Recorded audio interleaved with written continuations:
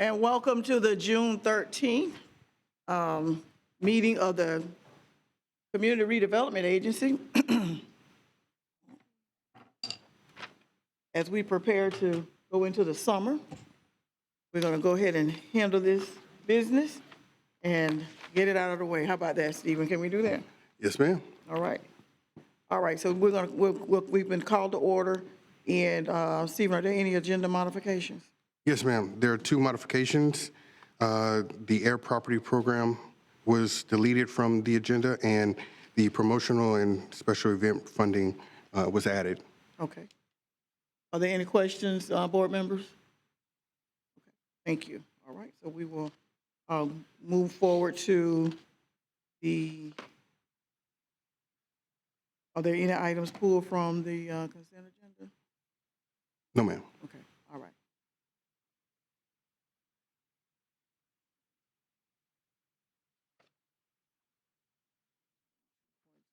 Okay, so we'll go right into the 2.02, the added promotional special event funding. Is that what? Well, no, ma'am. Is That what would said on be the agenda? 9.02. Okay, okay, I'm trying to Yes, deal ma'am, with I'm this sorry. one and this one, because I printed one and then Yes, this. ma'am. So that's 9.02. Okay, all right, so do we have any presentations? No, ma'am. The members of the citizen advisory groups are not here today, so won't be any presentations. Okay, let's note that the CAC has a new chair, right? Or the vice chair, He's the Roderick vice chair. Queen. But did I not see that we did have a resignation? Yes, we had a resignation of the chair, Walter McDonald III. Okay. So Mr. McQueen will be serving as the president until there's a new election. Okay, all right, thank you. I just wanted to make sure we noted that for our minutes, that we anticipate a change there. Okay, moving right along to our public comment. We have any public comment? On agenda items? Yes. Yes, we do have several. I have Miss Bianca with Miss Laura Johnson, with Mr. Philip Crouton. If you would come to the podium, name and address for the record, and you guys combined, I think they wanted to come together and speak if necessary. You'll have the appropriate amount of time to speak.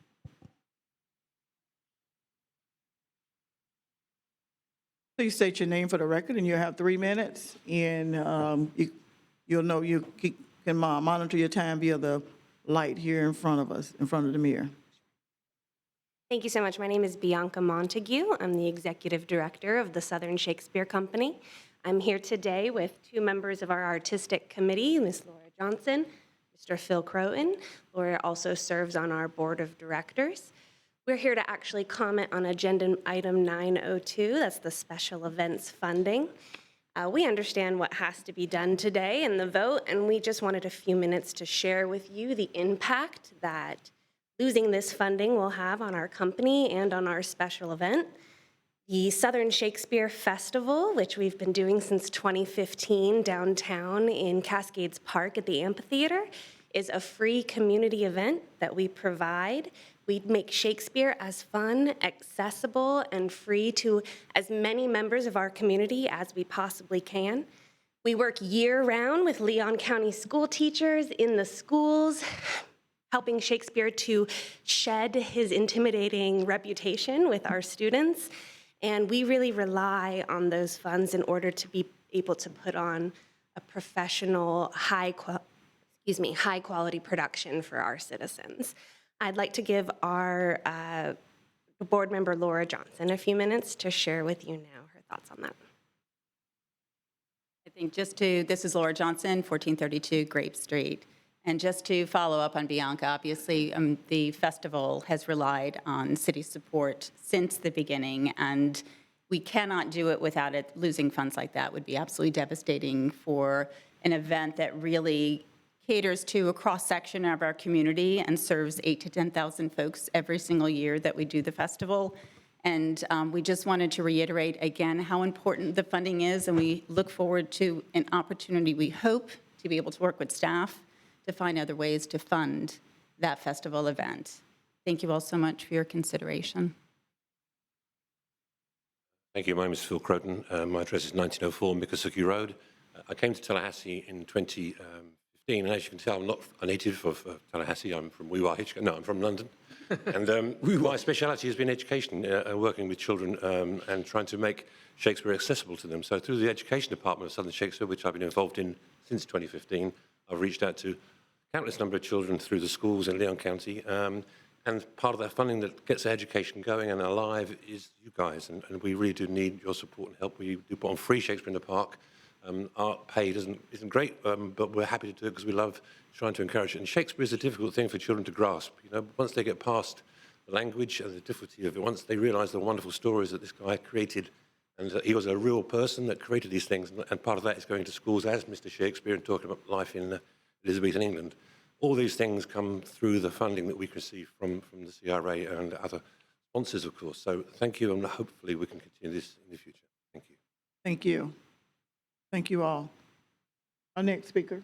Next speaker we have is Mr. Michael McBride, followed by Ms. Sarah Marchaletto, followed by Powell Crease. Name and address for the record, sir. You'll have 3 minutes.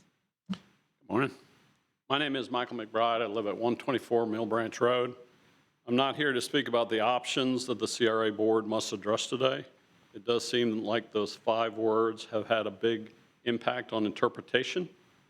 I would like to bring to your attention that option 2 references revised fiscal year 2024 budget without specificity. I would like to offer that this be done holistically across the city to benefit the whole community. I cannot speak in detail to a lot of these events, though I attend Southern Shakespeare like most of you did. I can speak to the Chain of Parks event and what I saw. During the event, the streets were packed. Downtown was bustling. That evening, did any of you try to eat out? More importantly, did any of you try to go get a drink? The bars and restaurants were packed. While drawing significant people to town is not redevelopment, it is most certainly about providing financial benefit across the community. Bars, hotels, restaurants, gas stations. It was like Tallahassee had a football draw on baseball season. Now, the City Commission often commends the effectiveness of their budget staff. I tend to believe them because I know some of those people. I also believe this is an opportunity for the city to ask that staff to step up. Under the new confines of the CRA interpretation, there will most certainly be budget items elsewhere in the city budget that could be covered by the CRA budget. Doing that could free up resources to cover the pitfall that this decision is making to many community organizations. Please do not write off support of meaningful community events for expediency. Please use those 5 words, including but not limited to delve deep into option 2 and find a way for the city to continue to support the diverse vitality of this community. Thank you. Thank you. Next speaker we have is Ms. Sarah, followed by Ms. Powell, followed by Mr. Sean Marston. Name and address for the record, please. My name is Sarah Marcheseau, 5359 Pembridge Place. I'm here on behalf of the Word of South Festival. Word of South has been hosted at Cascades Park since 2015, and we have relied on funding from the CRA and other agencies since that time. Our most recent event hosted approximately 10,000 people at Cascades Park for 2 days of free events where we had national level authors and musicians come. And we use our funding to support our high quality production and make sure that our tents are up and our sound is good and that people are happy and activating the downtown area. And we appreciate you all thinking about ways that we can work together to continue this funding. Thank you. Thank you. Ms. Powell, followed by behind Mr. Sean Marston, followed behind Blake Moore. Hello, I'm Powell Crease, 1214 Clark Avenue, Tallahassee, Florida, 32301. I'm the Chain of Parks Art Festival manager, and I appreciate your time today. I know that there might be some limitations coming up, but I hope you will hear what everyone is saying in the room and how vital this funding is. The Chain of Parks Art Festival has been around for 23 years in downtown Tallahassee. We're a nationally recognized festival. We've been in the top 10 for 10 years now, which is very exciting, number 7 last year. I will say that CRA funding is 12% of our budget, and a lot of that goes just towards rentals, porta potties, tents, things like that, and we saw a 16% increase in our rental prices this year. So I just want to have in context how vital this funding is for us. We really cannot put on a festival like this without the support. So thank you very much for your time. Thank you. Mr. Sean Marston, followed behind Blake Moore. Good morning. Sean Marston. I'm president of Springtime Tallahassee next year. We look forward, my address is 2851 Remington Green Circle. We look forward to putting on a festival next year for the City of Tallahassee. It will be our 56th year of doing that. We've grown this festival to now it's a 2-day event where we have a music festival on Friday night, then we have the parade, and then Jubilee in the park on Saturday. We've been really looking forward to this year coming up because it's Tallahassee's bicentennial next year. And we look to help Tallahassee celebrate that bicentennial by throwing a grand parade, a great festival, music fest, the whole nine yards. It's kind of like a, punch in the gut not to get this funding, which we've been thankful for that we've gotten in the past. We're going to have to try to find ways to make it up. I'll be reaching out to all of y'all to see what we can do to help make up this shortfall, whatever you could do to help us, because again, we want to throw the biggest festival Tallahassee's seen. It's our 200-year anniversary. So we look forward to your leadership and understand on this issue, your hands are tied, but maybe there are other avenues where you can help us out. So thank you. Thank you. Next speaker. Last and final speaker card that I have for agenda item speakers is Blake Moore. Name and address for the record, please. Blake Moore, 6290 Pine Fairway. I'm here on behalf of Springtime Tallahassee. I am their executive director. As Sean mentioned, this is our 56th anniversary year coming up, which we are very excited about, especially with the bicentennial year. This event has grown exponentially over the last 55 years and has just truly become a staple in our community. It has been an honor and a privilege for our organization to be able to do this for our community every spring. Our mission is Tallahassee and to keep people coming to Tallahassee. So that is our main purpose, our goal, and we hope to be able to continue to do that and grow this festival every year. We recognize that this wouldn't be possible without the support from our sponsors, our community partners, and of course our government. We are incredibly grateful for the support that we've received through the years, especially from the CRA Downtown District, the large event grant that we have received. Through the support of these grants, we have been able to grow this event significantly, and as Sean mentioned, 8 years ago, we were able to make it a multi-day event, which helped increase travelers to Tallahassee for the entire weekend versus just one day. As over those 8 years, we have also had the economic impact studies done, the professionally studies done, showing that we have ranged from $2 million and as high as $9 million of an economic impact for our community over our springtime weekend. That everything that we do when we make decisions for our event from year to year, we look at that and how it could affect bringing people to Tallahassee. Currently, how our budget stands, the grant dollars are a significant portion of our budget. This funding, as I mentioned, has allowed us to expand our event to larger scales, and we are very proud of what we've been able to do with that. We have come to rely very heavily on the grants that we receive. It takes up about 33% of our overall, based on the few grants that we receive. It helps cover about 33% of our overall operations for the event. Our goal would be to continue to grow this and showcase our beautiful city. We do understand the situation that is put before you guys with this whole the 5-word change. So we ask you to kind of work with us and try to help find ways for us to continue to receive this crucial funding for our organization. I know I speak on behalf of Springtime and then everybody else here. My fellow event leaders here, that we just appreciate any considerations that you guys can help us with. Thank you. Thank you very much. One additional speaker on agenda items, Ms. Roseanne Wood. Name and address for the record, and you have 3 minutes. School board member. Good morning. Good morning. Roseanne Wood, 2264 Grassroots Way, Tallahassee, Florida. I'm not here as a school board member. I'm here as a volunteer in chief for Chain of Parks. And I saw a lot of you, Chain of Parks, this year, along with 38,000 people came to downtown Tallahassee as a result of that event and the Pride event. So I just come in support of figuring out a way to help fund all these worthwhile community organizations. They need it. You know what it's like to be a nonprofit. You need every penny. And I think this grant particularly focused on marketing. Of course, that is how we're going to get out-of-town visitors, as they say, heads in beds, to come to Tallahassee. So I know you're all very clever up there, and I hope you'll find an ingenious way to find some fun somewhere else to help out all these great community organizations. Thank you. Are there any other speakers? Not at this time. Not on agenda item. Sorry? Not on agenda. Not on agenda, okay, all right. All right, thank you all very much for coming to speak, and we do understand, we do understand. We're gonna move on to our next, consent. Move consent, Madam Chair.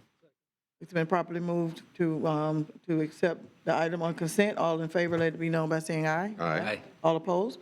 All right, thank you very much. So we'll go next to 7.0, Greater Frenchtown Southside District Policy Formation and Direction.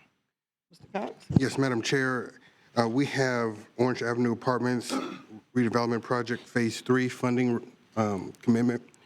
We have Ms. Brenda Williams with the Housing Authority here to give a presentation, and then Sherry will give staff's overview. Okay.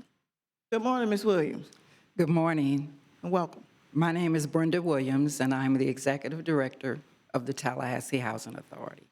And I want to begin by thanking you for the opportunity to make a presentation this morning regarding Phase 3 of the Orange Avenue redevelopment. My presentation today is in two parts. The first part will give you an overview of what's going on with Phase 1 and Phase 2.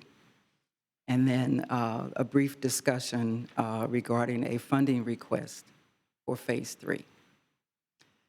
First of all, I want to begin by thanking you for your support of Phase 1 and Phase 2.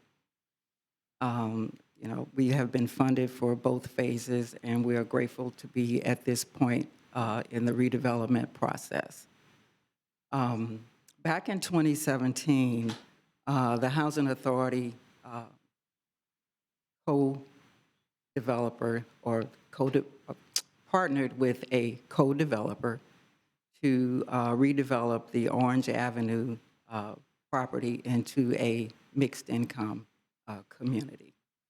The project started out with preparing a master plan. The master plan calls for the demolition of 200 public housing units, replaced with 500 units. The plan calls for replacing or constructing 390 units on site and 110 units off-site. The first two phases have been funded. The first phase is 130 units. The second phase, 160 units.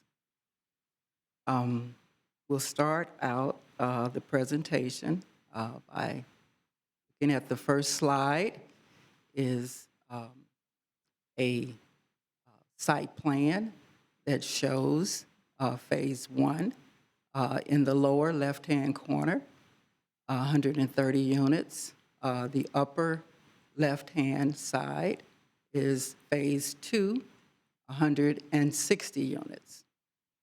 On the lower right-hand side is Phase 3, which will consist of a 90-unit senior facility. And then Phase 4 is at your upper right-hand corner, and those units are to be determined.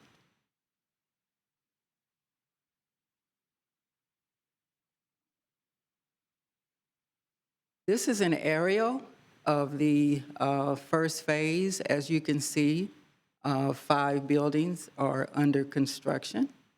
And pre-leasing is scheduled to begin in the fall of 2023. This is another angle of an aerial. You can see there the 5 buildings under construction in Phase 1, and the siding and brick is currently being installed, as well as the inside of the units. This is another aerial. Just to give you an update on the amenities for this project, it will include a gated community, community space rooms, community space/rooms. We will not have a community center on site for this project. We'll have community rooms. A laundry room, although we have a laundry room, we will also have washer and dryer hookups in each apartment. A fitness center, a business center, playground, outdoor gazebo, a swimming pool, which will be big enough to accommodate residents for both phases, a grilling area, a courtyard, a dog park, and a walking fitness trail that will surround the stormwater pond. And the picture of the building in this slide is of the office as well as apartments. This is Phase 1 as well.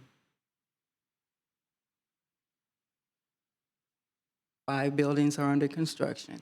Okay, so this is an aerial for Phase 2. As you can see, the underground utilities are being installed. They're almost complete at this point, and the building pads are currently being poured, as well as the foundations. This is a foundation that has been poured. Underground utilities. Phase 3. Phase 3, we are currently preparing an application to submit to the Florida Housing Finance Corporation in August. The plan calls for 62 and over ages for a 90-unit senior citizen facility. And the facility will be for affordable households earning 33 to 66% of the area median income. And this is a picture. It's not exactly what the building will look like, but it's very close. The project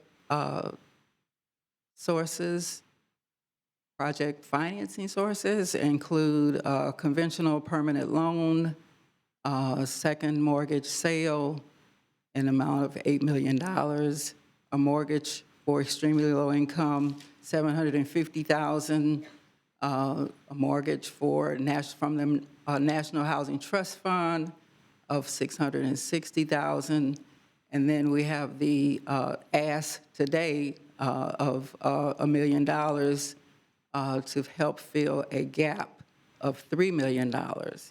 And we're not only asking for funding from the CRA, but we're also asking the city for funding as well as the county. We'll be over at the county this afternoon making our request. And then we have the developer fee and the projected tax credit equity at $11 million for a total project cost of $32 million.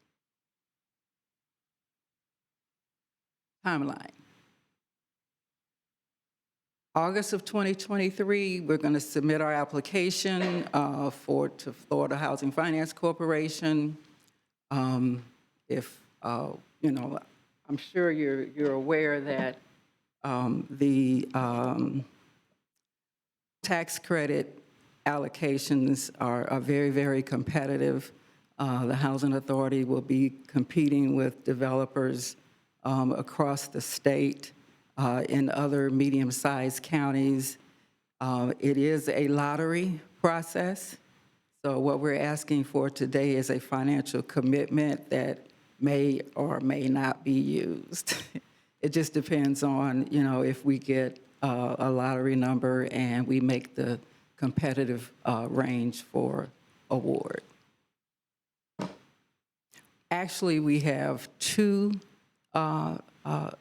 applications that we're going to, or two opportunities to submit an application this year. We'll be submitting an application in August and then again in September. The September round is not as competitive as the August round, but it is competitive. So we're hopeful that we'll get funding from one of those rounds. In September is when the Florida, if we make the competitive range, then the Florida Housing Finance Corporation will approve the award in September. Phase 1 pre-leasing will begin in October. Demolition of the remaining units in Phase 3 will begin in August. The demolition is not a part of the construction costs. In this scenario, the Housing Authority is paying for the demolition out of its capital fund program. So we're going to start demolition in August for the third phase and should have all of the buildings down by the end of the year. January, we anticipate completion of Phase 1 construction. In May, provided that we are awarded funding for Phase 3, we will close on the financing. And then in March through April, we will begin pre-leasing for Phase 2. And we anticipate completion of Phase 2 in August of 2024. And that concludes my presentation. Thank you, Ms. Williams. Board members, have any questions of Ms. Williams? Board Member Porter? Thank you, Madam Chair, and thank you for your presentation. I enjoyed having a tour of the apartments as they progress. I have a couple of questions. So do you know what are, for the opportunity in August and then later in the year, are those both for 9%? No, the 9% is in August, and then the sale bond is in September. Okay. And do you have any idea what your gap will be if you don't get the 9%, but you do get the 4%? I'll have to get back to you with that answer, but, well, Joe is here. You want to answer that question? Good afternoon, or good morning. Joe Erb, 3022 Brandomere Drive, Affordable Housing Consulting. I believe the gap's about the same. I mean, we've run the numbers, but with the sale, you have economy of scale that works for you. So we're actually looking at 100 units for submitting for sale, and then we're sizing it down to the same gap for 90 units for the 9%. Okay. Yep. And I guess what I'm getting at is, depending on the outcome there, how much does it change what our commitment is or what you're asking for, from us? And can you just remind me, between the three phases, how many units are non-market rate? Okay. Oh, no. Okay, so 30, but across the, and I'm sorry to put you on the spot like this, do you have the answer for all three phases? You talk in the microphone? Yeah. There are no market rate units in Phase 1. They're all affordable. Okay, and then for phase 2, Phase 2, all are affordable with the exception of 37 market rate. okay. Okay, thank you. Those are my questions for now. Thank you. Mayor? But first of all, let me go ahead and make the motion for the recommended action. Option Second. number 1. Then comment. It's been properly moved and seconded, and so now we're open for discussion. Excellent. Ms. Williams, you're doing a great job on this. I was a little skeptical with the numbers going in, but the project is coming along. So a couple questions. First of all, are we on time, or are we lagging behind a little bit? Well, we're on time right now, but however, you know, after the immigration law was passed a few days ago, we've seen some of the workers are not showing up. We don't know what the impact is going to be at this point. We're keeping our fingers crossed that we'll be able to finish on time. However, it has had an impact on the project. Understood. And that'll also negatively impact, I'm assuming, the cost of labor as well. And we know that the cost of materials and labor are going up. Right now, from the approved contract that we have, how far above has our labor and construction costs gone up? None. Labor and materials. None. We're within budget. We're within budget? Yes. Okay, that's good news. And then finally, I know that we were successful as a community, hosted Secretary Fletcher from HUD. Y'all did an amazing job. That was a great event. And I know as a result, we were able to pull in a couple of extra $1 million from HUD, which was wonderful. I am assuming, though, that we are continuously looking at other federal opportunities as well, especially now that we're on the radar with this project. And will continue to do so as we move forward with Phase 3 and Phase 4 as well. Is there anything on the radar that we can apply for, or that we as the city or the CRA, or in conjunction with the county as well, can lend our formal support for any more federal dollars to come down? Federal dollars are short and far in between. We can look at applying for a choice implementation grant, but we're almost done. You know, but yes, there are other opportunities out there for federal funding from HUD, primarily the Choice Neighborhood Grant. But there aren't any others that I'm aware of. Excellent. And I know that you are probably already doing this, but as you communicate with all of us with the updates, I would encourage you to continue to communicate with Assistant Deputy Secretary Alan Williams with HUD, so that he is completely knowledgeable and can update the secretary. Again, we're on the radar, and she loved the project. And because Alan is from Tallahassee, he takes particular interest as well, so that if those opportunities do come, we're ready to jump on them. Okay. So, thank you.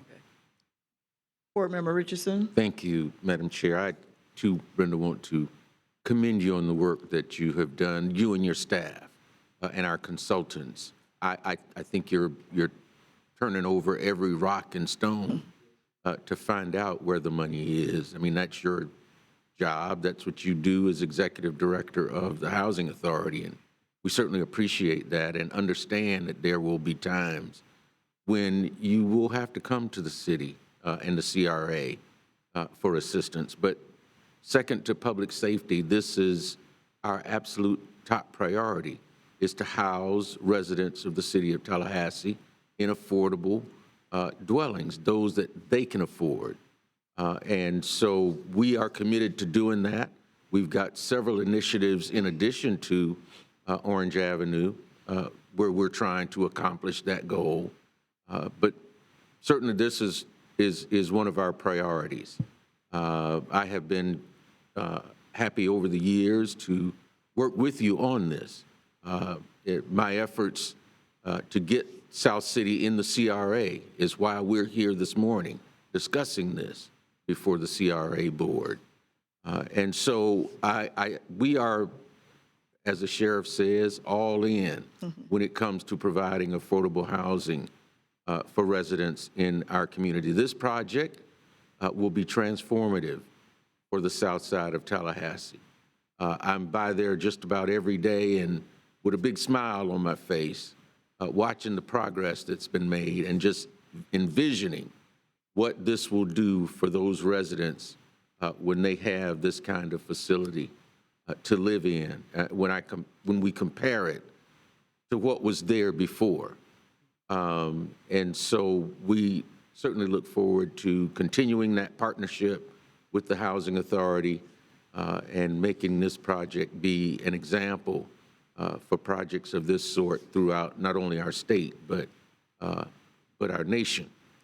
And I guess the only question that I had is, do we have a timeline yet for the ribbon cutting and for move-in? Well, the first phase is scheduled to be completed in the spring of 2024, probably March, April 2024. Okay. All right.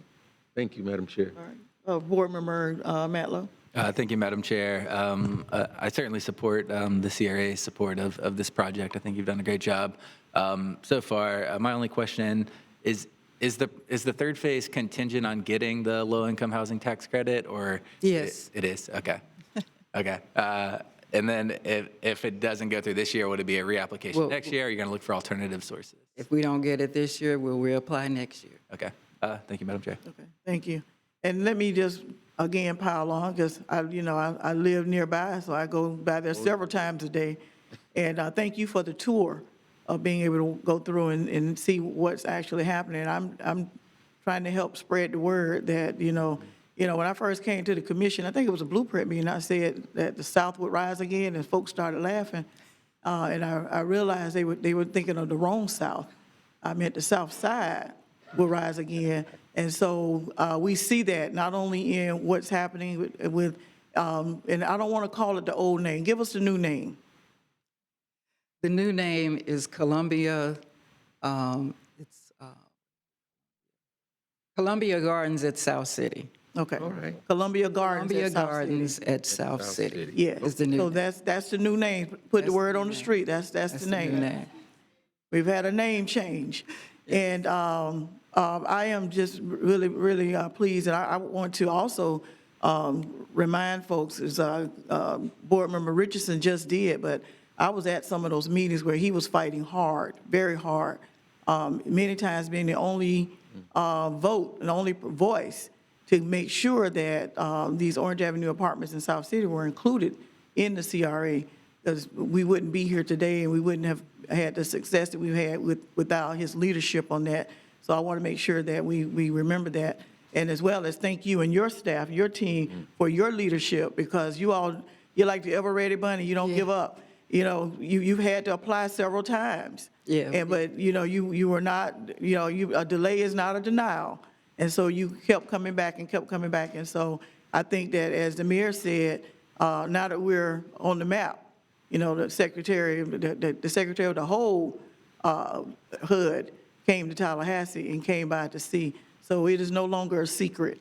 And so hopefully that will help us in the lottery and in any other funding. And if anybody's out there with some money that want to come and help, come on and contact the executive director. And I'm sure she will direct you on how to direct your dollars to help with this project. Absolutely. And it is going to be transformative, along with other projects that are going to be happening along that fairway and that corridor, that Orange Avenue corridor. So very, very proud and pleased with that. And another comment? Yeah, Okay. when you're done. Okay, I'm done. I was just getting ready to say we have a motion and a second, and I was going to call the question. Go ahead. So I just want to stress one more time the importance and the positive impact that this project will have in our community. Because some have voiced concerns that we're not doing enough.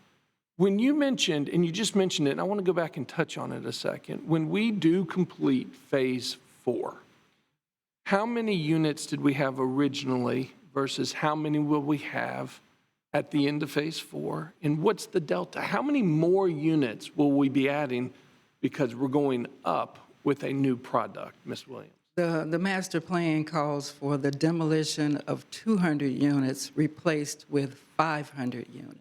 So at the end of the day, 390 units on site. correct. At the end of Phase 4, we're adding an addition, not only are we improving 200 units with a brand-new product, we're adding an additional 300 units into our community, which is going to be absolutely phenomenal. And this is probably the largest project that we have right now.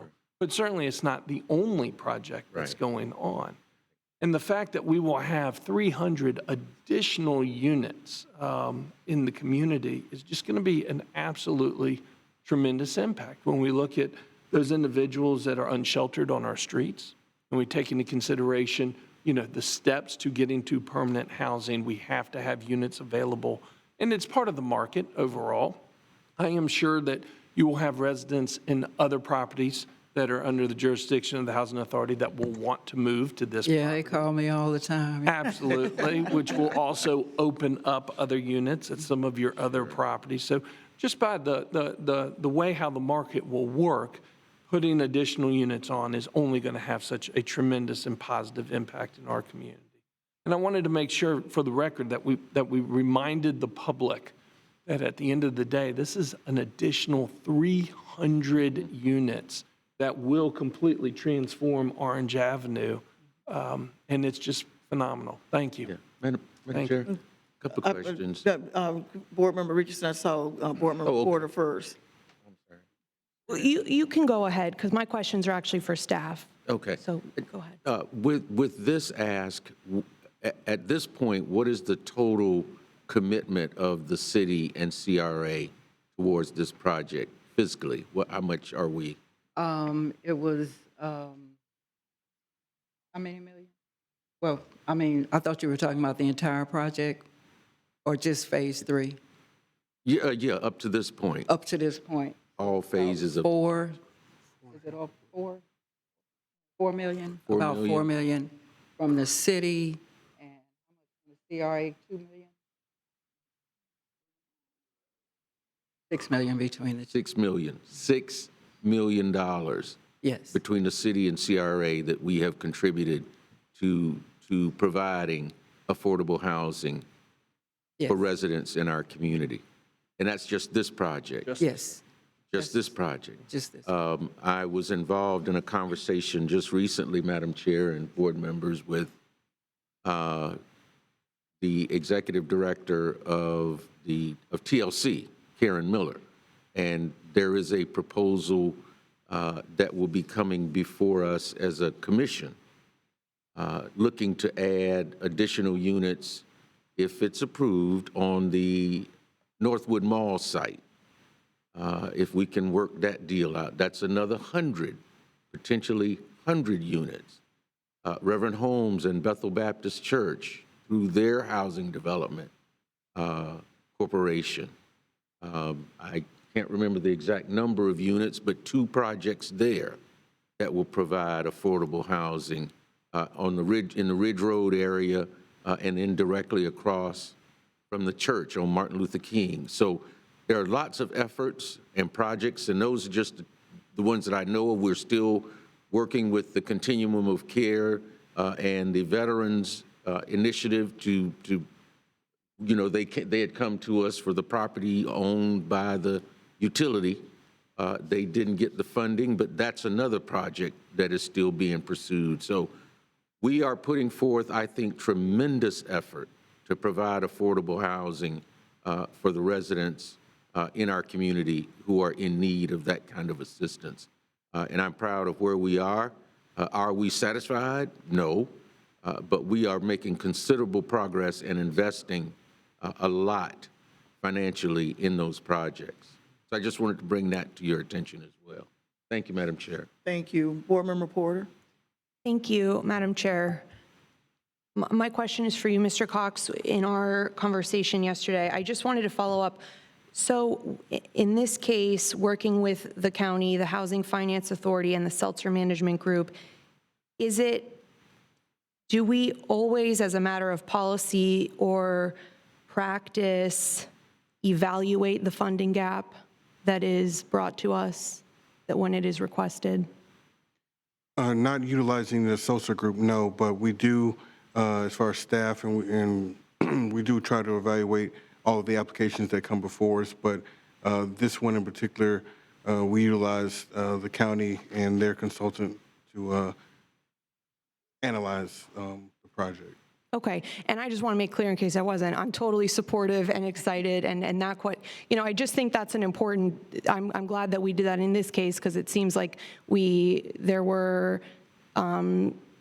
made progress as far as that. This stuff is really complicated and it's just, I think, a best practice that we make sure we continue to do that. I don't care who's doing it, but it seems like the Seltzer Group or other people maybe have a more expertise to do that kind of very specific thing than our staff might have. And so I'm glad that we did that in this case because it seems like we learned more than we knew initially. And so I hope that we'll continue doing that when big projects like this come to us. I'm really glad that it turned out that way. So that was much, I wanted to confirm that. Thank you. Okay, any other comments? Thank you, and thank you to Mr. Cox, you and your staff, and our legal office. I don't doubt that every stone has been looked under, peeped under, and reached out to because I know that our CRA office works very closely with our legal office as well as others across the state, other professional organizations as well. So we want to make sure that we're doing everything we can to make sure. So thank you all for your due diligence on this. And again, thank you, Ms. Williams. Perhaps by the time the senior housing is done, I'll be eligible. And maybe my kids will move me there. So, and come get me on Sundays for ice cream from Dairy Queen. That's my request. So, thank you again. Okay, we have a motion that's been properly moved in second. All in favor of the motion that has been made, let me know by saying aye. Aye. All opposed? Unanimous approval. Thank you very much, board members. Okay, moving on to our next item, which is item 9.0. Yes, Madam Chair, this will be a review of the draft of our 2024 CRA operating and capital budget. Sherry Curtis will give that presentation to you all.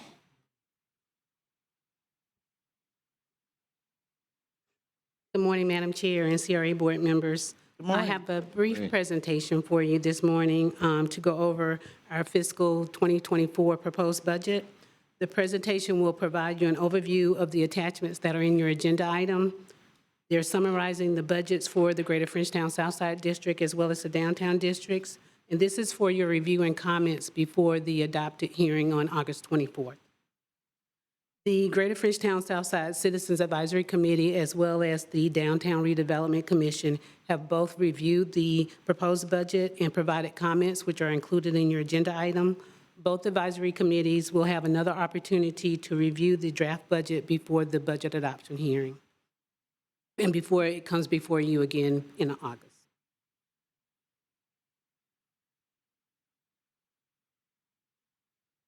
So starting with our Greater Frenchtown Southside District, the Greater Frenchtown Southside District, there is one funding request as well as a budget amendment. And the funding request is the Orange Avenue Apartments Phase 3, which you all have just approved the $1 million funding assistance funding commitment to. Excuse me. The funding commitment to close their financial gap for the Phase 3 Magnolia Senior Project. The amendment to the fiscal 2023 Greater Frenchtown Southside budget is the Greater Bond Historical Grant Match of $250,000. That match was approved back in April of last year, but the funds are coming from our fiscal 23 master project and amending the adopted budget for fiscal 2023. To date, we are waiting for the governor to sign that historical grant to determine that it's a finalized grant for the 2021 Holton Street project. And then after that has been determined, we'll need to decide how we want to utilize the grant award. But those are the amendments and the pending requests for fiscal 2023 for the Greater Frenchtown Southside District. Okay. So moving on to our Greater Frenchtown Southside proposed budget for fiscal year 2024, the projected tax increment for the Greater Frenchtown Southside District is over $5 million. This represents a 5.43% increase from the 2023 final tax increment revenue. Other sources of revenue include the parking lease revenues, our loan interest, our prior year funds, and our reserves. The total projected revenue for the Greater Frenchtown Southside District for fiscal '24 would be roughly $5.4 million. As in prior years, when we talk about our personnel and operating expenses for the CRA, those expenses are split between the two districts, and they're based on the amount of tax increment each district receives. Projected for fiscal year '24, the total tax increment is estimated to be $6.6 million, with the Greater Frenchtown Southside District receiving about 76% of that, and the Downtown District receiving about 24%. The increases in our operating expenses for the Greater Frenchtown Southside District are mainly due to anticipated hiring of additional staff person, as well as increased health insurance and increased internal service fund expenses. The projected operating expenses for fiscal year '24 are over $780,000. The contractual expenses for the CRA are our annual commitments based on CRA board approval. The fiscal '23 contractual expenses are the annual expenses for the block and the deck parking garages, our SOMO walls annual allocation, and the gap assistance for Phase 2 of the Orange Avenue apartments. These expenses are projected to be roughly about $2.2 million. For the non-contractual expenses for the Greater Frenchtown Southside District, this represents the CRA's standing programs such as the Business Facility Improvement Program and our medium and large redevelopment programs. Also, our Neighborhood First Plan allocations are also listed under our non-contractual expenses.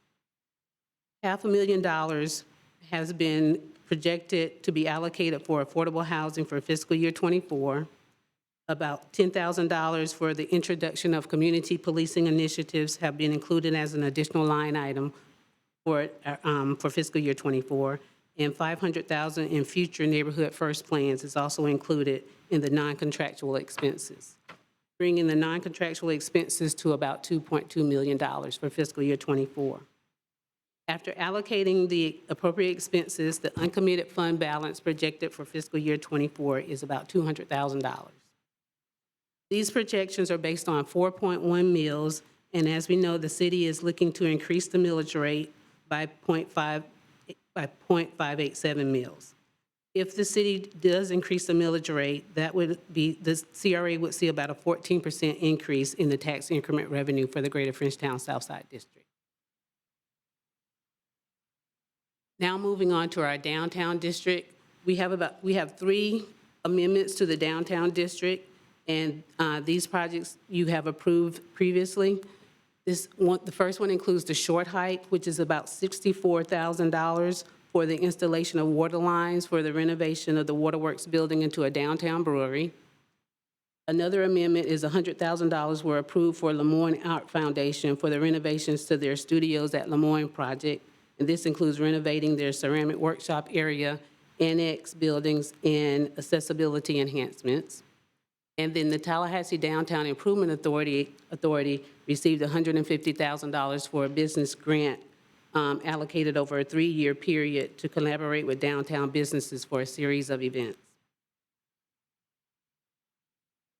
For the downtown district fiscal '24 proposed budget, similar to our Greater Frenchtown budget, the projection, the projected tax increment for the downtown district is estimated at $1.6 million. This represents a 47% decrease from the 2023 final tax increment revenue. This is mainly due to the county reducing their contribution to the CRA to only the Cascades Redevelopment Project for fiscal year '24. In fiscal year '25, we'll receive additional tax increment from the county for the 440 North project once it's completed and comes on the tax rolls. Other sources of revenue include parking lease revenues, our loan proceeds from the Global City project, prior year funds, and reserves. The total projected revenue for the downtown district for fiscal year '24 is roughly $12 million, but that also includes the $7 million for the Global City project.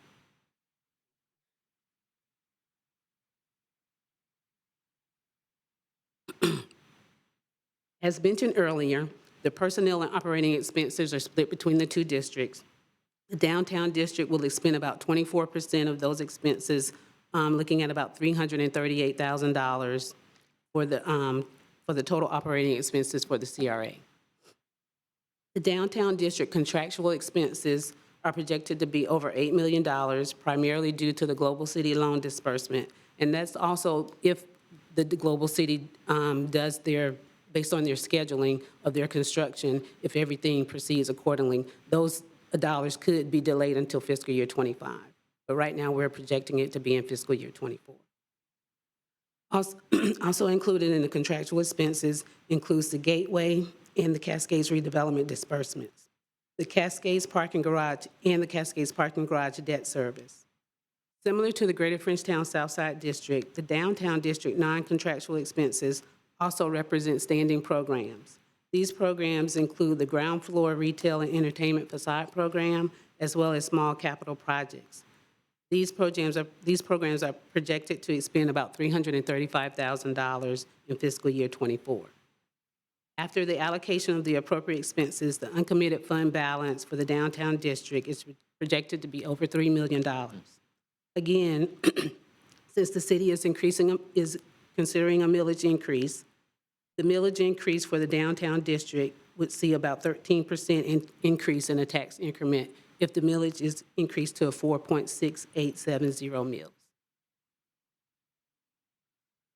So with this, it concludes our budget presentation. For any comments and suggestions you all have, the downtown district and the Greater Frenchtown Southside District recommended action today to accept the draft budget for the fiscal '24 Greater Frenchtown Southside District and Downtown District. And I'm here to answer any questions that you may have. Thank you, Ms. Sherry. That was very, very good, very clear. Board members, discussion. Board Member Richardson. Yeah, just a couple of questions, Madam Chair.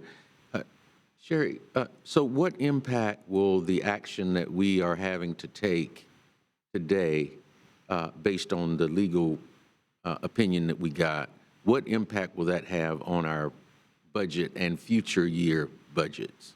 And so right now, you all put about $270,000 into our events.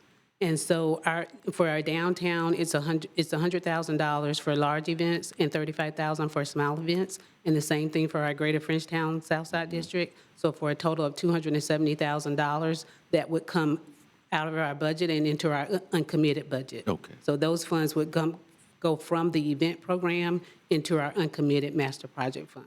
Okay, and staff will, Mr. Cox, will recommend the reallocation of those funds?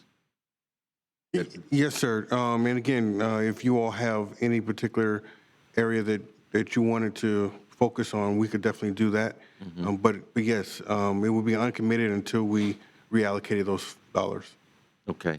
Yeah, because what I had in mind was, of course, it will be the decision of the board, but because we are now so laser focused on providing affordable housing that we consider using that money for housing rehab, maybe some rental assistance, down payment assistance, to assist us in our continuing efforts to provide affordable housing in our community. Just for us to consider. So that is a suggestion that you're making, it because this is our draft.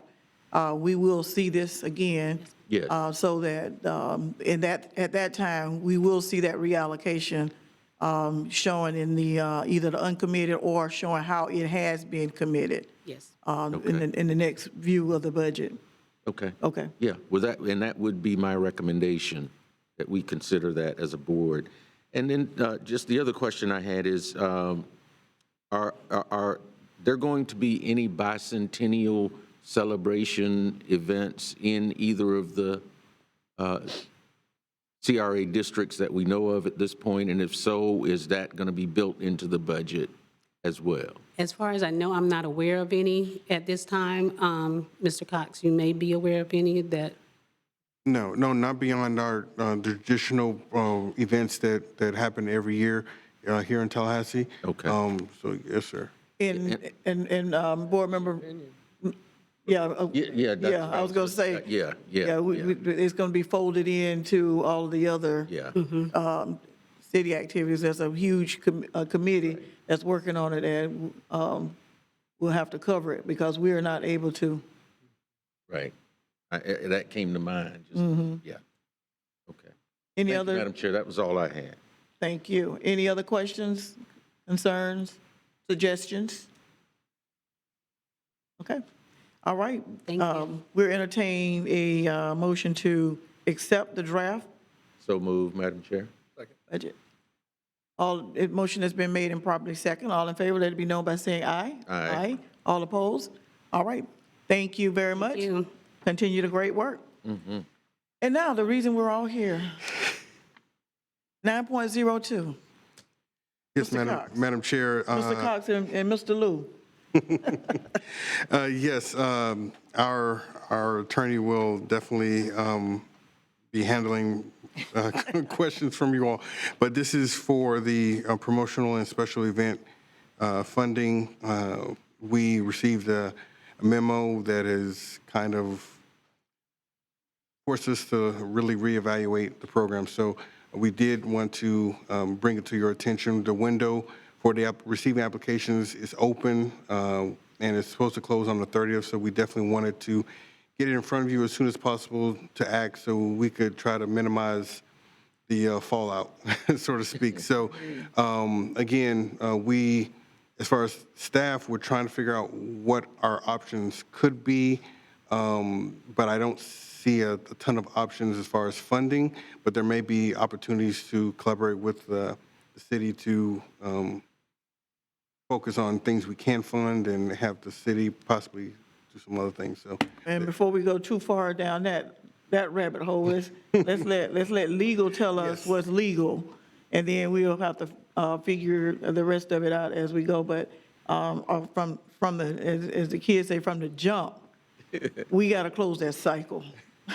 So it has to close immediately before we get any more applications. Or have we received any applications?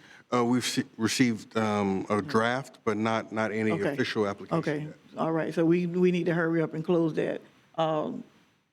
Legal office, what are we legally bound to do? Yes, Madam Chair. So this item addresses recent guidance issued by the Florida Redevelopment Association.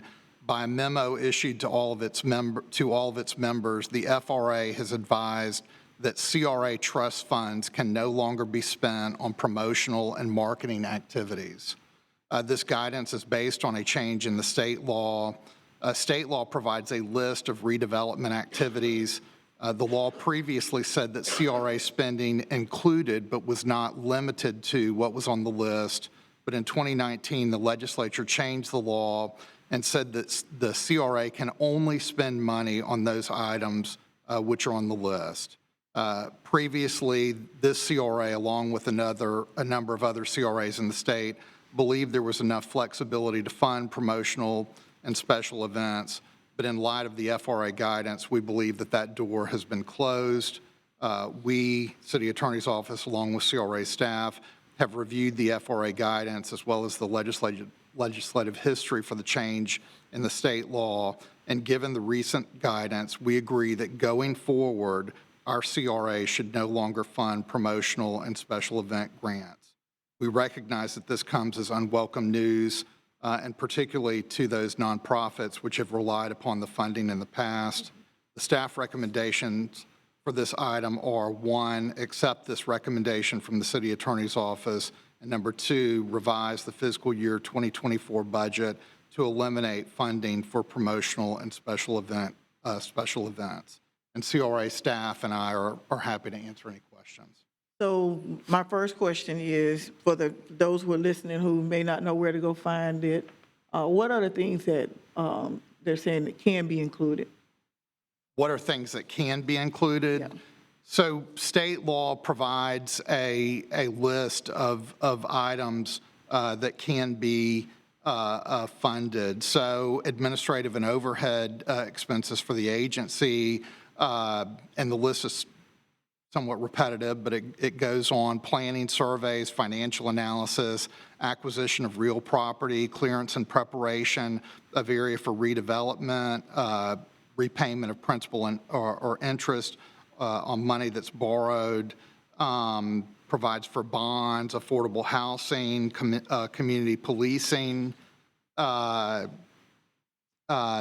we're going to get into a number of acquisition of property to eliminate blight and slum, demolition, removal of buildings, installation, construction, streets, utilities, parks, playgrounds, other facilities like that. There are some limitations that we have. CRA generally cannot pay general governmental operational expenses. It's not going to be able to pay for capital improvement projects that have been on your capital improvement budget, but going on repair, rehabilitation of buildings or other improvements, certain construction activities, things along those lines. So, Mr. Cox, can we, on the CRA website, can we make that information available readily so that anyone who is looking, and also send it to those individuals who have applied for these grants in the past, so that they understand what can be done? Because I know with the nonprofits, I know how you have used it, and perhaps looking at what it can be used for, there may be some opportunity there to maybe figure some other way to get it accomplished. I'm not sure, but if we make those the list available readily where they can reach out and look at it and work with the CRA office to make sure that it is eligible and it does qualify, that may be one thing to do. Yes, ma'am, we can definitely do that. Okay. Any question or discussion, Mayor? So I'm disheartened like everyone else, but I'm also curious, how did we miss this in 2019? I mean, we've been operating for the past 4 years under the assumption that we could, until the FRA came out with their opinion. How have we all across the state been operating, including this CRA, for the past 4 years? So, Mr. Mayor, we certainly were aware of the change in the law. We looked at the law, we looked at the items on the list, we looked at the language, we looked at prior interpretation by the Attorney General, and thought that there was an arguable basis that we could continue to fund these activities. The FRA has issued this guidance. We have looked at the legislative history. Again, we thought that there was some argument, but now in light of the guidance, we don't think that there is any room to fund these activities going forward. Okay, so when did the FRA guidance come out? I believe it was issued to all of the members at the end of May. At the end of May? Yes, sir. Okay, so obviously we're moving forward and we're going to comply. At least I intend to vote for holding my nose. There's short-term and long-term implications. As of right now, we have in the current budget, well, first of all, our budget cycle begins October 1 and runs through September 30th, correct? Correct. So we have items that are in this current budget that have yet to be fulfilled, that we're basically pulling the rug out from underneath. We have the first home football games for the Frenchtown Rising. We have money in this budget, I believe, for Veterans Day, which I think there needs to be a conversation. I mean, I can make an argument. I'm not an attorney. I can make an argument. Okay. But you're married to one you stay at the Holiday Inn Express. Something like that, right? But, you know, we fulfill our budget obligations for the 22-23 fiscal year, and then our new guidance kicks in beginning October 1. I can't, which is, again, what we've been discussing and hearing from with the other organizations. That's another big issue. But I think we have to address the immediate, and I think it is fair, and again, I'm not an attorney, but I think we have an argument to say, got it, but you threw this out as an association, your opinion, during the middle of our fiscal year, we're still going to fulfill our obligations in this budget and then moving forward on October 1. So I'm kind of showing my cards on how I feel about the events, at least kicking off football season, some of the other events that we've committed to during the summer, and then obviously the Veterans Day Parade. That would be a part of this budget, correct? Yes, so the staff recommendation is going forward with your fiscal year 24 budget. We're not asking you to try to recapture anything that's already been committed. So then moving forward, I'm hesitant, Madam Chair, to try to solve the big picture today. We do have a budget workshop tomorrow. A city budget workshop tomorrow. Obviously, the city budget comes into play. It is the bicentennial.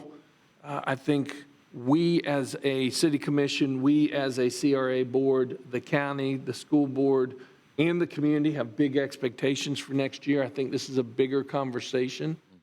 I am personally committed to doing the very best we possibly can, and I do think that we put our heads together, we can hold these organizations harmless. I have already had, and I appreciate the city attorney joining us today as well, had one conversation with the city attorney and her team and with the city manager that we become, and with CRA staff, that we become extremely creative between the city and the CRA to meet our goals and aspirations here in the community as well. But I don't know, Madam Chair, if we're going to solve that right now, right here. Right. So I would reluctantly support the staff recommendation, but I want to go on the record as the mayor saying I'm disappointed. I'm disappointed that we have to take this action. Thank you, Mr. Mayor. I'll second your motion and say that I too am disappointed. However, we will rebound. We will recover.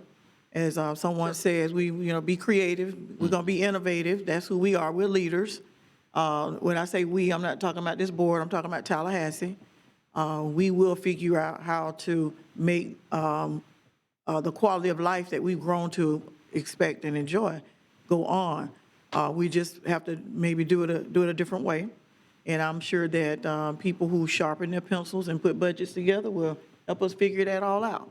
And so I just encourage our groups to be patient with us while we figure it out. What we do know is that for those things that we're under commitment for through September 30, we'll stay in place. And by October 1st, we'll have this thing figured out. Or we'll either have it figured out or we'll have some opportunity to do some other things. And I would encourage that our organizations help us. Help us, make some suggestions, talk to some other funders who could possibly help as well, so that if we're not able to do it at the level we've been doing it, we don't lose the momentum that we in our city have grown to enjoy. Because you're right, it does bring people to town and they put heads in beds. And not only that, it helps with what we're teaching our children and how we improve our communities. And unfortunately, we're restricted with this particular part of funding, but we'll figure it out. We'll figure it out. I'm going to go on record and say that the city budget staff, the CRA staff, the legal office, and everybody, as Commissioner Proctor say, lottie-dottie, and everybody is going to figure this thing out. And we are going to move forward with these great events. So I have no, I'm not going to lose any sleep over that because I know it's going to happen. So any other, Commissioner Richardson and then Board Member Richardson and Board Member Matlow. Thank you, Madam Chair. I don't know that I can add much more to what you and the mayor have already indicated, but we've heard this, well, not heard just today, but we've known over the years the kind of economic impact that these organizations have had on our community, and it certainly would behoove us to do all that we can in partnership with them to make sure that they are held harmless to the degree that we can. It's certainly worth the return on the investment. And so I think what you're hearing is that we're committed to making that happen to the Absolutely. best of our ability. So I just wanted to add that as well. Thank you, Madam Chair. Thank you, Madam Chair, and thank you to all the organizations and public speakers for coming today. You know, the value that you add to our community, I don't think can be overstated, as well as the event organizers that didn't speak. You know, we very much recognize the value and the return we get for those events. And as my colleague said, we can't solve this issue today with a legal opinion that came out just a couple weeks ago. But over the summer, I do think between the city budget and looking at other sources, we can make sure at least next year events can move forward and then start looking at long-term planning, how to continue them for years to come. Thank you, Madam Chair. Thank you. All right. The motion has been properly made and second. All in favor of the motion before us, let it be known by saying aye. Aye. Aye. All opposed? Unanimously, we all, as the mayor says, we're holding our noses, and we're gonna. It passed unanimously. Thank you, board members. Now that brings us to item number 10, public comments on non-agenda items. Okay, thank you, Madam Chair. At this time, we do have one speaker on non-agenda items, Mr. Stanley Sims. Name and address for the record, and you have 3 minutes, sir. Good morning, Madam Chair. My name is Stanley Sims. I'm at 1320 Avondale Way. Very, very productive meeting this morning. And I do, too, want to agree with you, Madam Chair. I remember when City Commissioner Curtis Richardson had the Black Enclave, and I would see him down on Orange Avenue talking to people. I still remember that girl in a stroller holding a baby and him holding an umbrella. I remember Commissioner Jack Porter when those people got put out of those trailers. So housing is very important to our district, and I'm glad to see that being reflected from this board. Another shout out that I want to give, and because I haven't heard this come from the board, and maybe you've said it and I just missed it, but I just really want to give a shout out to the citizen board of the, and I might be calling it the wrong name because we got so many programs, the Family First program over in the South Side. After they did their report, I literally went over to the South Side and I walked that area, Mr. Mayor. Those on Saxon Street, they even have an irrigation system for the plants down by the sidewalk. I could not look at the quality of work and say that they did this on the South Side, but they would not do this on the North. What they did there is what I see on the North Side. I call that progress. That's equal amount of services. And the third thing that I like to tell you, this afternoon, the county is getting ready to ratify $500,000 to Continuum of Care to start moving some of the homeless people and some of those that are experiencing mental illnesses to the Carnegie Center so that they can receive those wraparound services. Well, as you know, I am the executive director of a nonprofit, and we believe in a holistic approach. And so we're going to be coming to you guys because that's going to deal with the individual, but we want to deal with those businesses that have been impacted negatively long-term by this blight. And we also want to continuously to work with the continuum of care so that we can wrap around services. A great thing upon this is not a Stanley venture. We've been so blessed. I'm in the Domi Workshop Entrepreneur Incubator, and so some of those entrepreneurs have joined me in this endeavor to make it happen. I am so excited to finally not read about it, not hear about it, but Commissioner Richardson, I can go down and I can touch it. I can see it. Mr. Sims, if you would go ahead and conclude your comments. And I just wanted to say, the people of that community, thank you. Thank you. Thank you. That's our final speaker. Board members, are there any items, sharing of ideas or information that you'd like to offer today? Board Member Richardson? Madam Chair, just a couple things. I want to encourage all of us, if you haven't had a chance to check it out yet, to check out the asphalt art in the Bond community along Saxon Street. It's wonderful. I had an opportunity to visit down there during its completion and have been through there since. And it has a tremendous addition to that community. So I would encourage you to do that. For those of you who weren't able to make it, and I'm sorry that I just learned that some people didn't hear about it and didn't know that it was happening, the dedication and renaming of the federal post office for Miss D. Edwina Stevens through legislation that was passed in Congress by former Congressman Al Lawson. That was a fitting tribute to the mother of the South Side. And all that she contributed to making the South Side of Tallahassee be what it is today. I felt blessed to have known her and had a friendship with her. I told the crowd at the renaming, when my wife and I had our first child, we were first-time parents, of course. Miss Stevens, as a retired nurse, would come by the house and teach my wife how to nurse the baby. I mean, we had that kind of relationship, and she was very instrumental in helping us to get our neighborhood association established when we had some issues with crime when we initially moved into that neighborhood. So it was very touching, the ceremony that was held the other day, but certainly befitting to name that facility in the location that it is for Mrs. Stevens.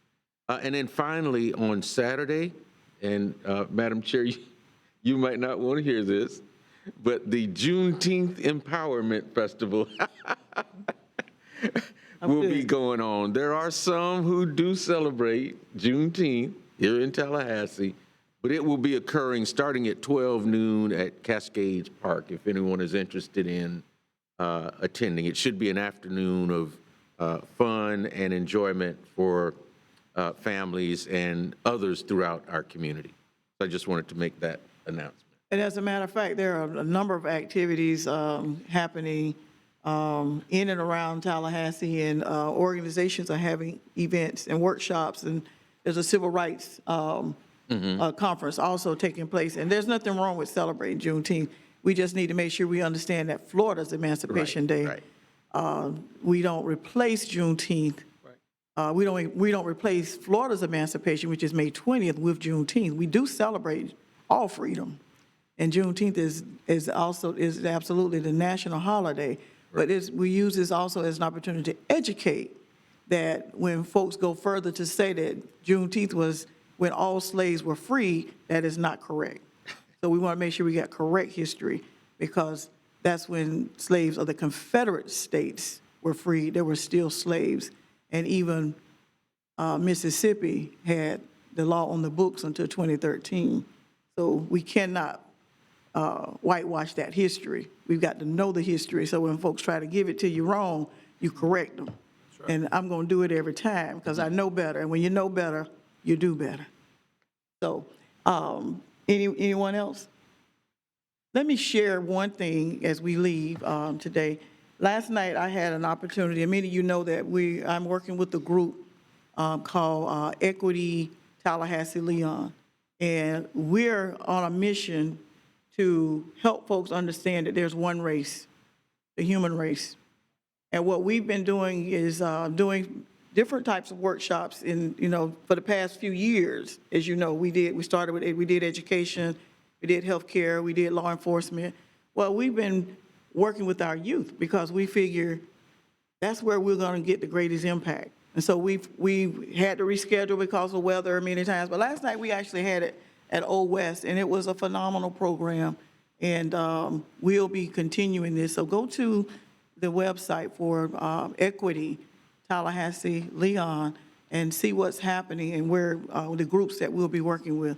Because we really, there's nothing wrong with knowing our culture and knowing where we came from, knowing our history, but there's one race, and we're all a part of it, the human race.